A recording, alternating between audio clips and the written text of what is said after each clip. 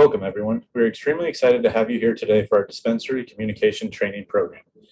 With the industry being so new, we realize that there have been some hiccups in the operation of dispensaries. A lot of times these can stem from a lack of sufficient communication within the industry, whether that be between employees or from employees to outsiders.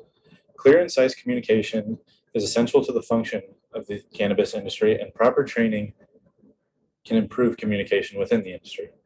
The five main points we will be going through today are the history of the cannabis industry, how communication plays a role, and the most important components of communication within the industry, and then we will move into a brief overview of our training program that will help with communication. After that, we will go more in depth into one portion of our training program, and then finally, we will provide a critique of our training program. Now that we have looked at a brief overview of what we'll be talking about today, let's dive into the history of the cannabis industry. Since the cannabis industry is fairly new, we think it'd be beneficial to look at where it started and how it's grown. Marijuana was first legalized in 1996 for medical use only, and it was legalized to treat conditions such as nausea, chronic pain, glaucoma, and many others. Where we stand on the legality of marijuana today is it is still not federally legal anywhere across the nation. However, 16 states have legalized it for recreational use, another 26 for medical use, and it still remains illegal in 8 states. Dispensaries are the main place where marijuana is obtained legally, so let's look at the history of those. The first dispensary was called the San Francisco Buyers Club, and it was opened up in California in 1994 before marijuana was actually legalized statewide, but it was legalized in the town.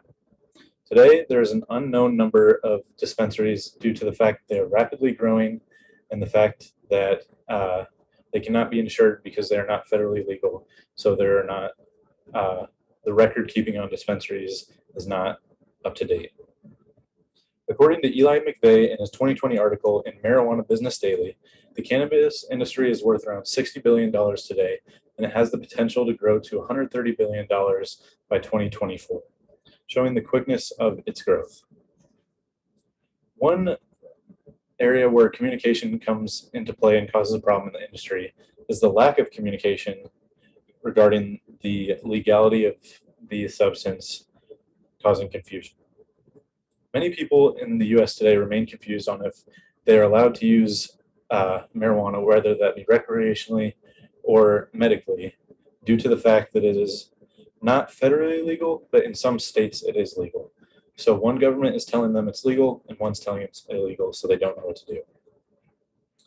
In their 2004 article published in Drugs, Education, Prevention and Policy, Gelders and Van Mierlo state that confusion arose about the legal status of cannabis in Belgium due to poor communication from the government to the people. Now that we have looked at the history of the industry and a little bit about how communication comes into play, let's look at the most important components of communication within the industry. First, it's important to note that there are 3 main types of communication within this industry. These include employee to customer communication, dispensary to dispensary communication, and finally, dispensary to supplier communication. Just like any retail store, a happy customer means a well-supported business.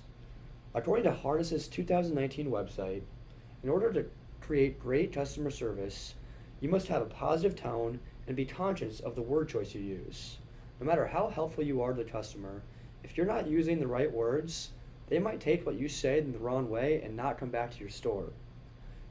On top of this, you must make the customer feel valued and as if you were on their team. Next, we have communication with competitors, and this is essential, especially in the cannabis industry, because so many people want the cannabis industry to fail. According to Janelius's 2020 website, we note that as competitors do well in the cannabis industry, the whole industry does well in its entirety. Also, according to Janelius's 2020 website, collaboration, favors, and teamwork are all possible when keeping positive relations with other dispensaries.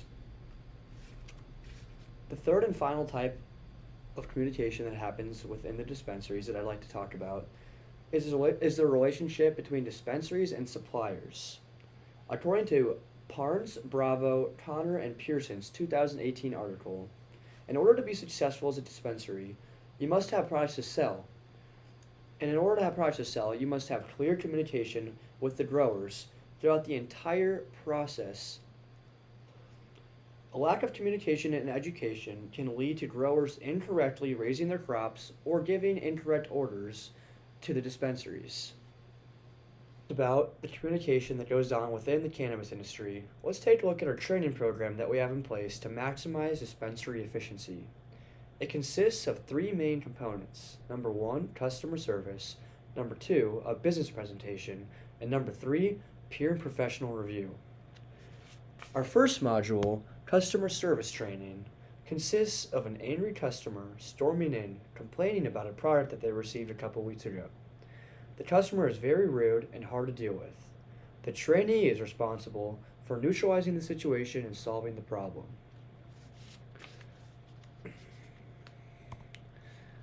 The next part of the training seminar will be for the trainees to come up with a business presentation to present to a panel of investors. First, the trainee will be given a set of prompts to choose from. The trainees will have 30 minutes to create their presentation. Their presentation must have at least one visual aid and at least one audio aid. After they have created their presentation, the trainees must present to the panel of investors and try to sell them on their ideas. After all the trainees have presented, the investors will go down a line and tell the trainees whether or not they will invest in their ideas. The final step to our training process is peer and professional review of the trainees' first two modules. We believe that it's very important to get feedback from both our peers and seasoned professionals when it comes to communication.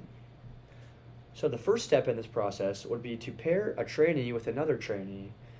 These trainees would watch each other's presentations and offer feedback. They would tell each other what they liked about each other's presentation and where they could improve. They would offer examples of what they would do in their situation. Then, after meeting with the trainees would get personal feedback from communication experts to get advice on how they could improve their customer service and how they could improve their persuasive presentations. After this, our training seminar will come to a close, and hopefully our trainees will become better salesmen in the future. We always make customer service a top priority here, which is why it's the first step in our training program. We believe that a successful business starts with good customer service. To improve customer service skills, we like to put our newly hired employees through different scenarios they will most likely face while working here. We have an actor come into the fake dispensary visually upset as they make their way up to the counter where the employee is stationed. We have the actor or actress complain about a product they purchased that may have made them feel sick or didn't give them the effects that they were looking for. The main point is to try and put the employee in a situation that may make them feel a bit uncomfortable. But this is important because the next step is looking at how the trainee responds to this uncomfortable situation. The worst thing that can happen is the employee snaps back, matching the negative attitude of the customer and putting out a bad reputation when the customer goes out and tells their family and friends about this negative experience. The other thing we're looking to avoid is the employee shutting down and being intimidated by this negative attitude. This won't help because now the customer won't get the help they were looking for. We're looking for a happy median where the customer is able to leave happy. This gets done by keeping a level head and finding a solution and being able to help the customer. If the new employee fails, we'll just start over with a new actor or actress and a new situation. After the activity, we interview the customer and see what their experience was like from their eyes. The interview is simple. If they feel like they were mistreated, then the employee didn't meet the standards and they fail. If they say they were pleased with their experience, the employee passes. Now that we've dove into one portion of our program that we feel like is the most vital, let's talk about what we did well and what are some areas we feel like that we could improve on. Now, despite our confidence in our training, we know that it can't be perfect. Nobody can put together a training program where everybody walks away from it a perfect communicator. Our goal was to have our trainees walk out better than they walked in. One thing that we think we did well was keeping the customers in mind when thinking about how to make dispensaries better. One thing that many retail stores nowadays don't do very well is make the customers feel special through good customer service, according to Harness in 2019.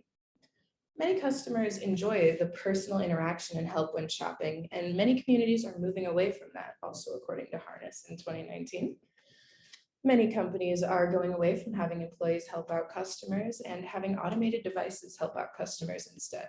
Customers don't tend to like this because automated help systems can't think on the fly or solve problems like a human can, according to the Forbes article by Vigo in 2019. Another thing we did well was help people with sounding professional in the way they spoke.